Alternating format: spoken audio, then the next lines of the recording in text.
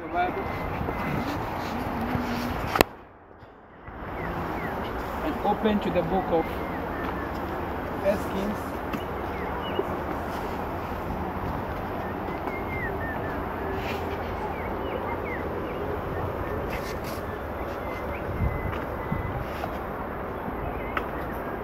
First King 21.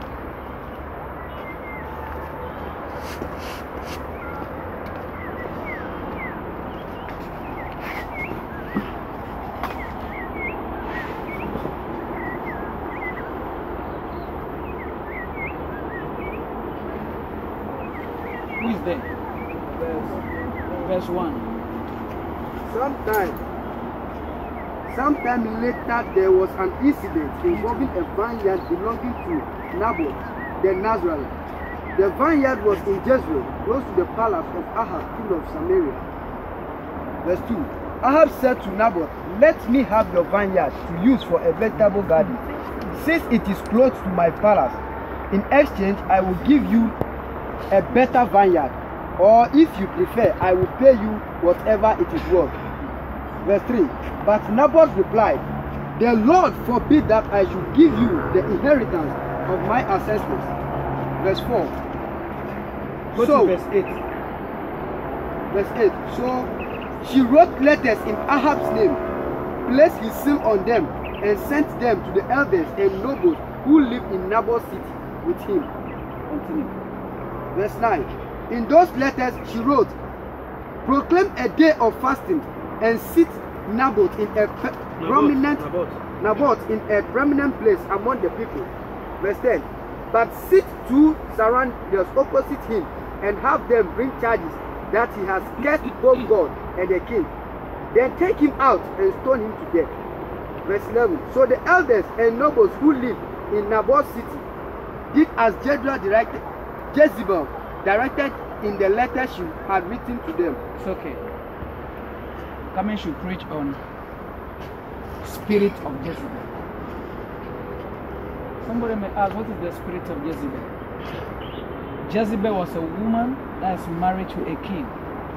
And the Bible said this very king was called Ahab. And one day, Ahab decided to get something. And he was so ambitious about what he wants. He needed it with all costs. But he could not have it. But there was a woman called Jezebel. He said, "Is it this that will make my king cry? Tomorrow by this time, I will make you have this." I want to let you know that there are some Jezebel in the church. There are some Jezebel in your business. There are some Jezebel at your workplace. If you meet this kind of Jezebel at your house, they will destroy your life. Blood money is not a good money. Anything you see and there is question mark, don't go for it. The Bible said that very day, he wrote a letter. And he saw that they should put this very man, Naboth, at the high table. Let them hold a feast for Naboth. I ask a question. If you do not do anything, you do not deserve this kinds of honor. Before you receive honor from any man, think about what you have done for the man. If somebody visited you and said, "I am honoring you," ask a question, what have I done? Many of you will go for an honor that you are not even invited. Naboth, you are having a problem with a king. And the queen of that palace writes you a letter that come to a feast. Why won't you reason up? I know most of you has been set up. Some of pastors like me, you will invite me to a program. That program is not a program just to make me gifted, but it's a program that you want to set me up. I know many of you has entered into business, but it's a setup.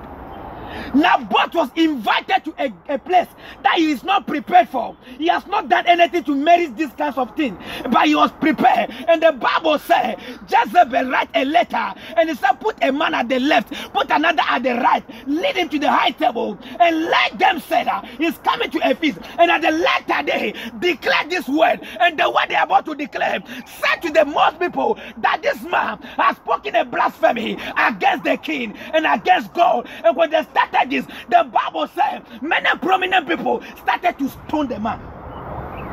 Why? They set him up and he thought he was going for honor, but not that it was disgrace. Some of you, they have tried to honor you. But ask yourself, this honor, is it mine or for somebody? Somebody has worked so hard for a man to get married to that man. After all their suffering, they sack the woman from the marriage and they come for you. You know about all this, but you are going there to enjoy someone's own blood. Blood money is not good. Something somebody has worked for, something somebody has labored for. If you know it is not yours, never go there to enjoy it.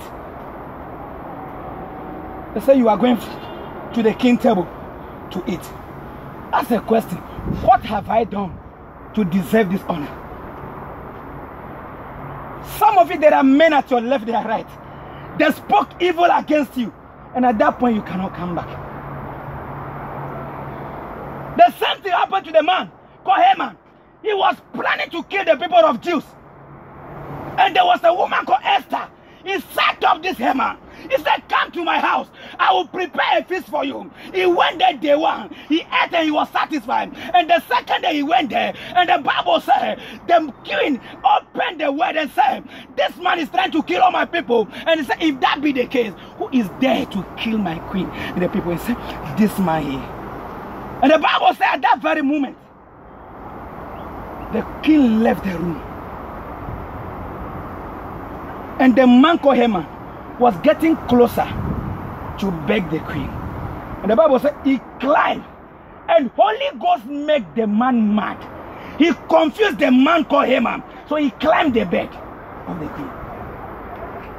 And the time the king returned, he said, if you rape the queen, will it be on the queen's bed? The moment you open the mouth, the gas came. They said they covered the head of him. It was what a setup. Some of you, you were set up, but you never know. They invited you to a place that we are celebrating party. Your name is at the high table. You never knew that they were trying to see how you eat. They were trying to know the power of hunger you have in your family. They were trying to know how colomental you are. And you enter there thinking that they have invited you, not knowing they are about to kill you. Sometimes it might be a setup. You are coming to raise your voice now, telling God, any setup against my life, Father, as I pray, confuse the setup. Amen. Are you ready to pray? Yes. It was a setup. It was a setup. Somebody might have bring you a whole lot of money. Pastor, I am paying a tithe.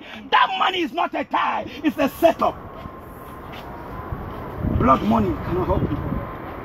Somebody might come. He says, I am going to see this man of God. I want to give him a car. That car is a stolen car. It's a setup.